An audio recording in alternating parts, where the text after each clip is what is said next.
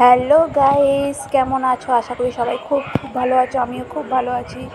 দেখো তোমাদের আজকে আমি কি রেসিপি দেখাবো। এটা হলো এগ মোমো।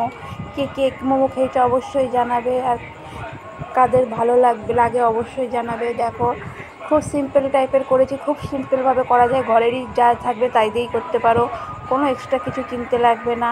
আমি একদম সিম্পলভাবেই তোমাদেরকে দেখাবার চেষ্টা করেছি। দেখো প্রথমেই এখানে আমি 3টে ডিম ভুর্জি বানিয়ে নিচ্ছি, একদম লো ফ্লেমে ভালো করে সামান্য একটু তেল দিয়ে 3টে ডিম হালকা একটু নুন দিয়ে ভুর্জি বানিয়ে নিচ্ছি।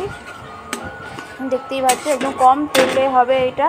আর এই গরমে খেতে ভালো, গরমে খাওয়ার জন্য এটা কম তেলে করা, কারণ আমরা তো জানি মোমো সাধারণত আমরা শীতকালে খাই, কিন্তু গরমেও দেখো কত সুন্দর মোমো খাওয়া যায়।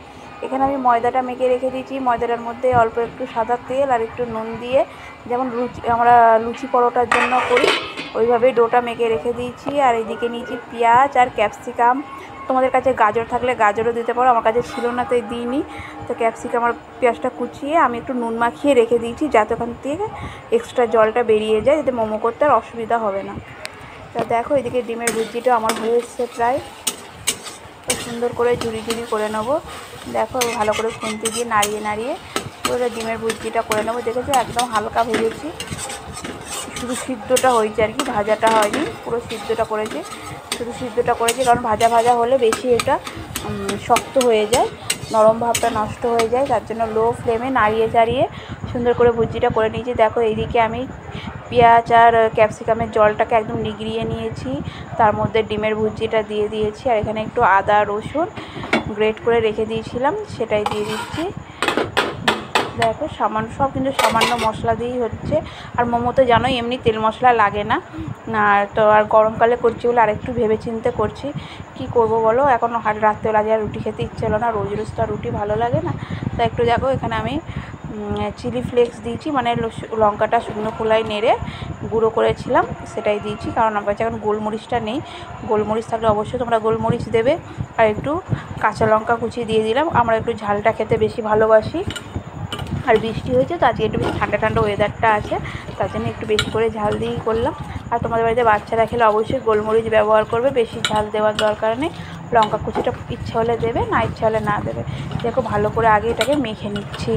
আর এর মধ্যে 1 চামচ সাদা তেল দিয়েছি, দিয়ে ভালো করে আগে এটাকে মেখে নিচ্ছি, তারপরে লঙ্কা কুচিটা দেবো, দিয়ে একটু মাখিয়ে রেখে দেবো। দেখতে পাচ্ছি ভালো করে চটকে চটকে মেখে নিতে হবে, পুরো ডিমের ভুজিটা পুরো মশলার সঙ্গে মেখে গেল। আর এই যে লঙ্কাটা দিয়ে দিলাম, লঙ্কাটা দিয়ে হালকা করে নাড়িয়ে নিলাম, কারণ লঙ্কা দিয়ে চটকালে হাত জ্বালা করবে, তো তার জন্য এরকমভাবে করে নিলাম। আর এইদিকে দেখো আমি ডোটা থেকে এভাবে গুচি কেটে নিয়েছি, দেখেছো কতটা বড় সাইজের করেছি। ছোটো ছোটো করবো না, একবারে বড় করে রোলের মতন করব। এই দেখো বেলেছি, এটা থিকনেসটা দেখে নাও কেমন, মানে বেশি পাতলাও না বেশি মোটাও না। আর একটু বেশি পাতলা করলে ভালো হয়, কিন্তু আবার ছিঁড়ে না যায় যেন বেলতে বেলতে, এটা একটু লক্ষ্য রাখবে। পাতলা করলে একটু আটা দিয়ে ময়দা দিয়ে বেলবে, তোমার তেল ব্যবহার করবে না, তেল দিলে বেশ বড় হয় না, ছোটোই হয়ে থাকে। তা তার জন্য একটু ময়দা দিয়ে বেলবে, দেখবে একটু বড়ো হয়। আর সাইডে এই দেখো ভেতরে পুরটা দিয়ে সাইডে একটু জল লাগিয়ে নিচ্ছি, জল লাগালে ভালো করে মোড়া যায়। এই যে এইভাবে এগ রোলের মতন সুন্দর করে বেলে নেবে। আজকে আমার ক্যামেরাম্যানটাকে পেয়েছি জানো, তোর জন্য তোমাদেরকে একটু দেখাতে পারছি, তাহলে একটা হাত দিয়ে করি আর একটা হাত ব্যবহার করতে পারি না, তোমরা ভালো করে হয়তো বুঝতে পারবে না। ওই জন্য আজকে ক্যামেরাম্যানটাকে পেয়েছি, বাড়িতে আছে, কাজে যায়নি তো, তা আজকে তাইও একটু বললাম একটু ক্যামেরাটা ধরে দাও, আমি একটু মোড়াটা দেখিয়ে দিই, তাহলে তো অসুবিধা হয়ে যাবে। তাই একটু ক্যামেরাটাও ধরলো, আমি তোমাদেরকে মোড়াটা দেখিয়ে দিচ্ছি। ব্যাস, আর কিচ্ছু না, কোনো ডিজাইনের কিচ্ছু দরকার নেই। অনেকে ভাবে ডিজাইন করতে পারবো না, আমরা মোমো কী করে খাবো, তা কোনো প্রবলেম নেই, ডিজাইনের কোনো প্রবলেম নেই এর মধ্যে। আমরা বাঙালি, আমরা আমাদের স্টাইলে করব, কে কেমন করলো আমার দেখার দরকার নেই, আমরা বাবা আমাদের স্টাইলেই করব, আমাদের খাওয়া নিয়ে কথা, তাই না? তা দেখো কত সুন্দরভাবে মোমোর এটাকে তৈরি করছি। ভেতরে পুরটা একটু বেশি করে দিচ্ছি, বাড়িতে করে খাবো একটু ভালো করে বেশি করে পুর দিয়ে খাবো, দোকান দিয়ে কিনতে গেলে বাবা অনেক গায়ে লাগে, মনও ভরে না খেয়ে, তাই না? তাই বাড়িতে তৈরি করবো, এবার মন ভরে খাবো। খেয়ে দেখো, আর তোমরা এর মধ্যে একটু চিকেন দিলেও দিতে পারো।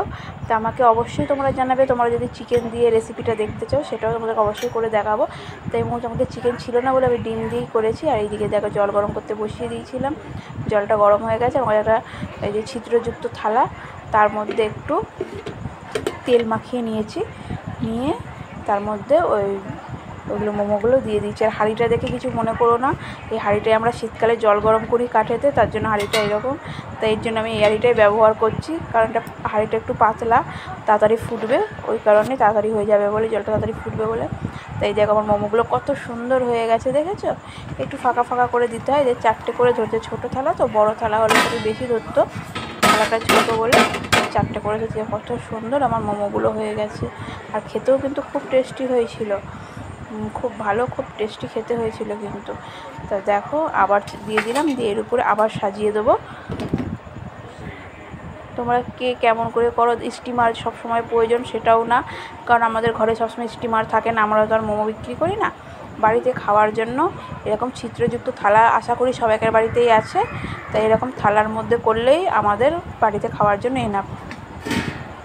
বাড়িতে তৈরি করে খেলে সেটা স্বাস্থ্যকরও হয়, শরীরের জন্য খুব ভালো হয়, শরীরে কোনো ক্ষতি হয় না, কিছু না। আর এই দেখো আমি টমেটো সস দিয়ে সার্ভ করেছি, কেমন লাগলো অবশ্যই জানাবে, ভালো লাগলে সাবস্ক্রাইব করে দিও চ্যানেলটা। Tata, by.